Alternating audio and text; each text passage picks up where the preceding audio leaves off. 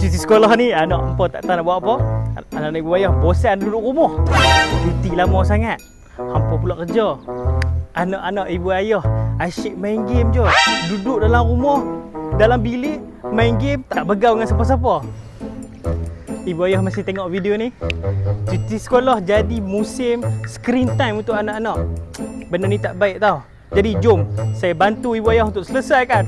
Saya nak ajak anak-anak ibu ayah untuk sertai program Wow Shotnya Cuti Sekolah. Antara slot menarik yang kita tawarkan, slot ibadah yang di situ kita ajar fardu ain, solat, wudu.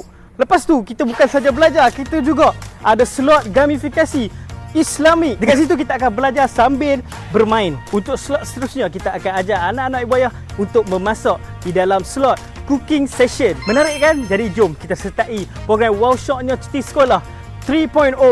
Jom daftarkan cepat anak-anak sebab terhad kepada 30 orang peserta sahaja.